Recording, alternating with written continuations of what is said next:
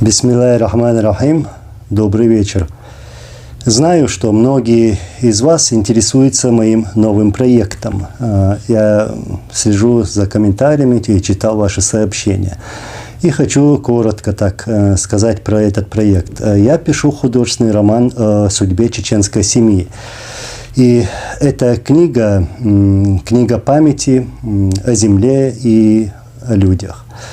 А также я пишу о нашей родине, о многострадальной родине.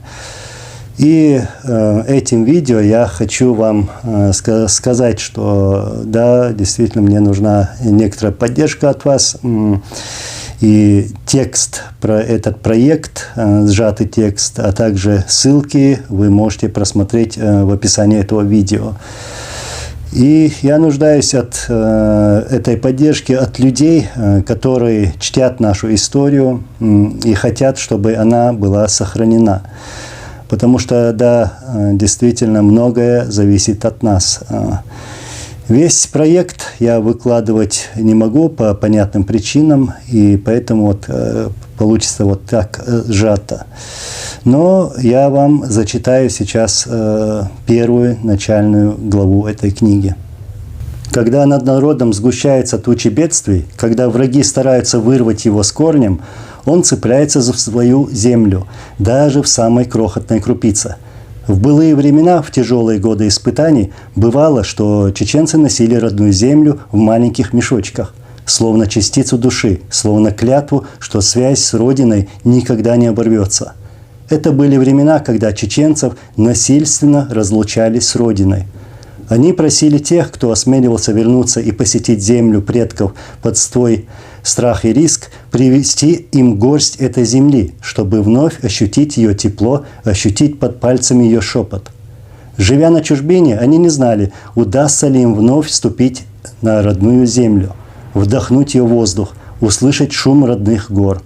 Но земля оставалась с ними, в их сердцах, в их памяти, в тех драгоценных песчинках, которые становились символом несломленного духа. В 1944 году этот дух испытали на прочность. Год кровавый, год страшного насильственного выселения всего чеченского народа, наряду с другими народами Северного Кавказа. Одним приказом целые семьи были вырваны из своих домов и брошены в холодную, чужую, беспощадную Сибирь, в далекие казахские степи.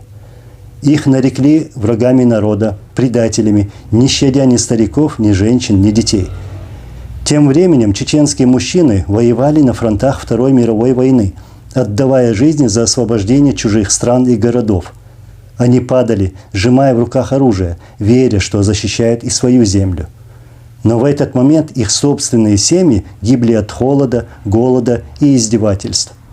Предательским был этот удар в спину, клеймо, поставленное целому народу, которые не знали иной жизни, кроме жизни на своей земле.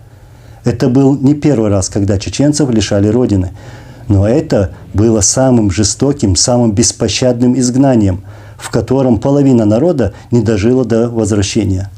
Прошли годы, но боль не утихает. Время, которое должно было исцелить раны, обернулось новой трагедией. Снова народ вынужден покидать родную землю. Снова война, снова разруха, снова клеймо и ярлыки. Снова дома превращаются в пепел, а сердца разрываются от боли. Но любовь к родине нельзя уничтожить ни насильственным выселением, ни пулями, ни бомбами. Она в самом дыхании народа, в каждом ударе сердца, в каждой молитве, в каждой песне, звучащей на родном языке. Она живет в памяти поколений, в руках, что ласкает землю, и в глазах, что с надеждой смотрят на родные горы. Родина – это не просто место на карте. Это кровь в жилах, это священные традиции, это сила духа, которую не сломить. Даже если приходится покидать ее, но она остается. В сердце, в памяти, в неугасимой вере возвращения. Потому что невозможно убить любовь к своей земле, даже изгнав человека с его родины, если эта земля живет в нем.